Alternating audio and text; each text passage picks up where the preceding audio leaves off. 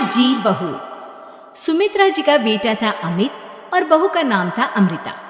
सुमित्रा जी की बहू की बातें सुनकर ऐसा लगता था कि जैसे वो बहुत इंटेलिजेंट है, क्योंकि उससे कभी भी कोई भी सवाल पूछो फट से जवाब दे देती थी। अरे भाई, उसके जवाब से तो गूगल भी पीछे रह जाता था। और इसलिए कम से कम सुमित्रा जी के घर में तो किसी को भी गूगल की जरूरत ही नहीं पड़ती थी। जब भी घर में कोई बात चलती, कोई कुछ भी कहता, तो अमृता फट से कह देती, ये तो मेरे साथ भी हुआ था, मुझे इसके बारे में सब मालूम है। एक दिन सुमित्रा जी अमित और अपनी बहू अमृता के साथ अमित की बुआ जी, फूफा जी यानी कि मुकेश और उर्मिला जी के यहाँ पर मिलने के लिए गए। अरे बहुत अच्छा किया अमित बेटा, इतने दिनों के बाद आए हो तुम। हाँ सुमित्रा भाभी, कभी तो आ जाया करिए अपने बच्चों को लेकर। आपकी बहू के आने से तो हमारे घर में भी रौनक आ गई है।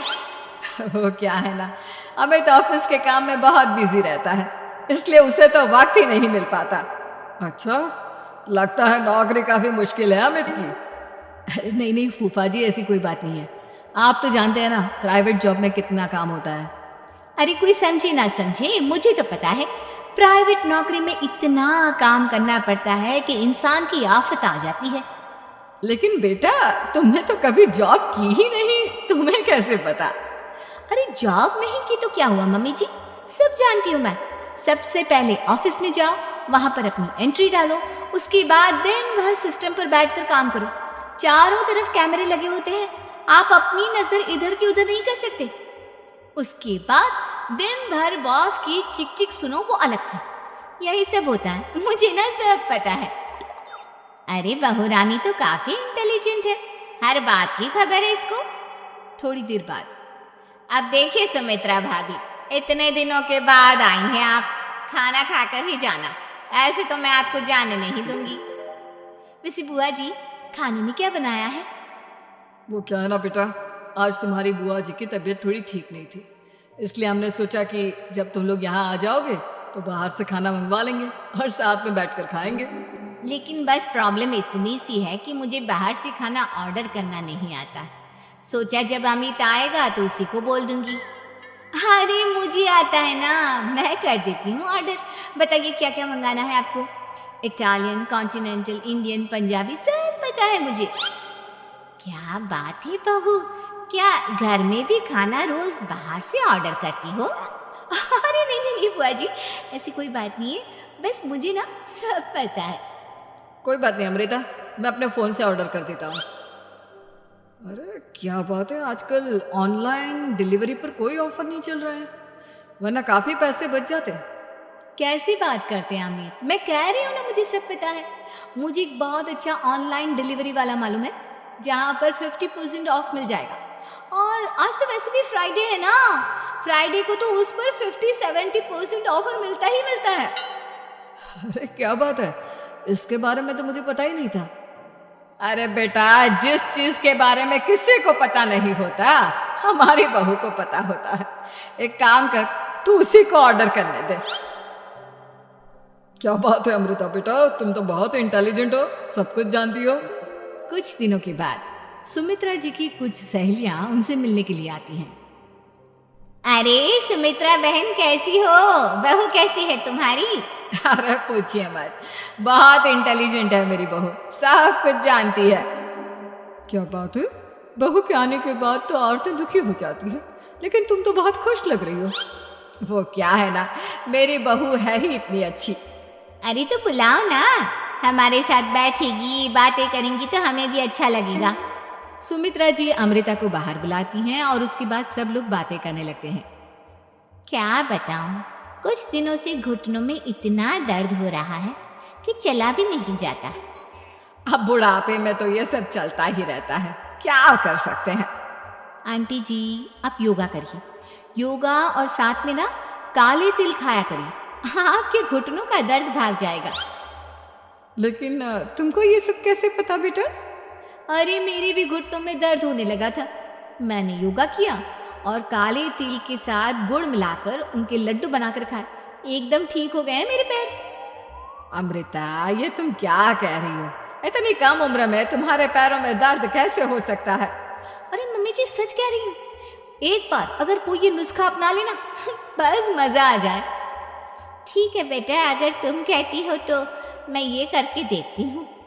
मुझे सब पता है आंटी जी, ये मेरे साथ हो चुका है, इसीलिए तो बता रही हूँ मैं आपको, ऐसे नहीं बताती किसी को।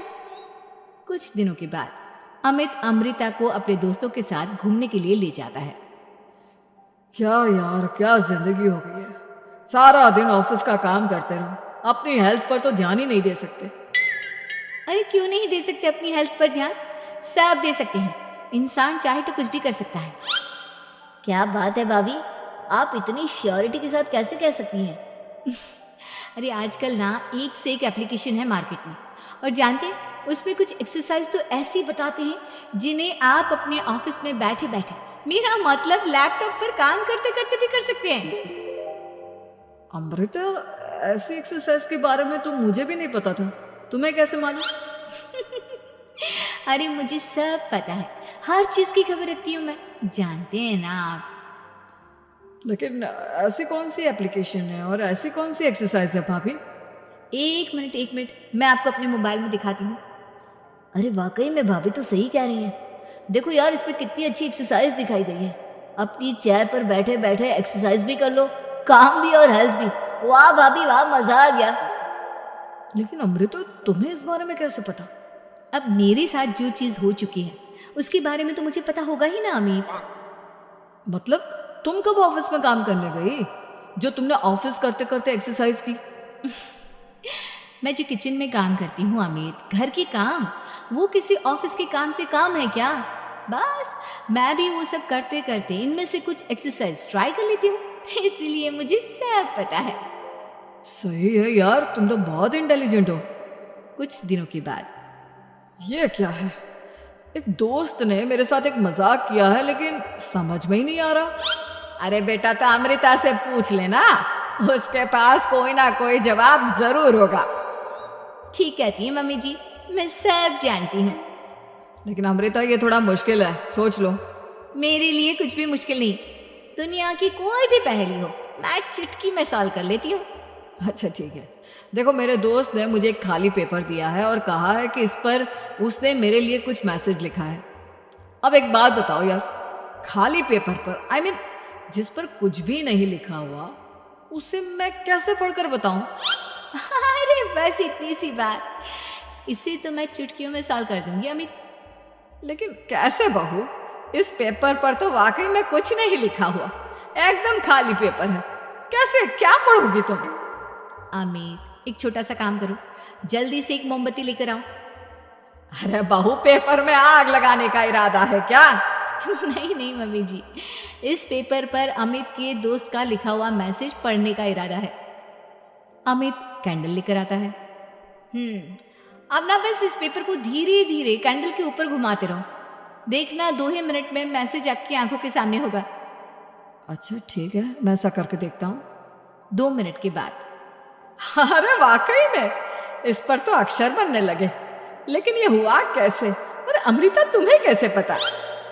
बात सिंपल है मम्मी जी, अमित के दोस्त ने नींबू के रस से मैसेज लिखकर उसे सुखा दिया। आप अगर मैसेज पढ़ना हो ना तो पेपर को आग के सामने ले जाओ और लेटर्स अपने आप उभर कर आ जाते हैं। वाह बहू, लेकिन तुम ये सब कैसे जानती हो? अरे मम्मी जी, जब मैं छोटी थी ना तो अपनी सहेलियों के साथ ऐसे ही गेम खेला करती थी। ये तो मेरे साथ कितनी बार हो चुका है, मुझे सब पता है। थैंक यू यार अमृता, तुम्हारी वजह से हमें कुछ भी सोचने की जरूरत ही नहीं पड़ती, तुम सब कुछ बता देती हो। कुछ दिनों के बाद सुमित्रा जी को अमृता के प्रेग्नेंट होने की खुशखबरी मिलती है और सुमित्रा जी अमृता को डॉक्टर के यहाँ लेकर जाती है। देखिए सुमित्रा जी, आपकी बहू की तबीयत बिल्कुल ठीक है, किसी भी तरह की चिंता करने की कोई ज़रूरत नहीं है। लेकिन हाँ, उनको आयरन वाली डाइट खाने की बहुत ज़रूरत है। ठीक है डॉक्टर साहब, आप बता दीजिए मैं अपनी बहू को क्या क्या खिलाऊं ताकि उसकी तबीयत ठीक रहे और आने वाले बच्चे की भी। अरे मम्मी जी, इसमें डॉक्टर से पूछने की क्या ज़रूरत है। किशमिश है, अनार है, पालक है, ये सब खाना चाहिए, आयरन का लेवल बिल्कुल बराबर रहता है। अरे वाह, आपकी बहू तो सब कुछ पहले से ही जानती है। ये तो बहुत अच्छी बात है। देखो, आयरन के साथ तुम्हें कैल्शियम भी खाना होगा। जानती हूँ मैं, अगर आयरन की खाली सप्लीमेंट लेते हैं और कैल्शियम नहीं लेते तो बॉडी उसे अच्छे से एब्जॉर्ब नहीं कर पाती। सब पता है मुझे। बहू ये भी मालूम है? हाँ मम्मी जी, आप तो जानती है ना, मुझे सब पता है। आपकी बहू की बातें सुनकर अच्छा लग रहा है। मुझे ऐसी बहुत कम लड़कियां मिलती हैं जिन्हें इतनी नॉलेज होती है, सारे सवालों के जवाब देती है। और हमारे इंडिया में तो वैसे भी हालात बहुत खराब है। बिल्कुल ठीक कह रहे हैं आप डॉक्टर साहब, लेकिन मैं उन लड़कियों की तरह नहीं हूँ। बहुत ख्याल रखती हूँ मैं हर चीज़ का। और जानती हैं आप, हमारे घर में तो किसी को किसी चीज़ के बारे में गूगल करने की ज़रूरत ही नहीं पड़ती। बिल्कुल ठीक कह रही है अमृता। अरे कुछ भी पूछ लो, इसे सब पता होता है।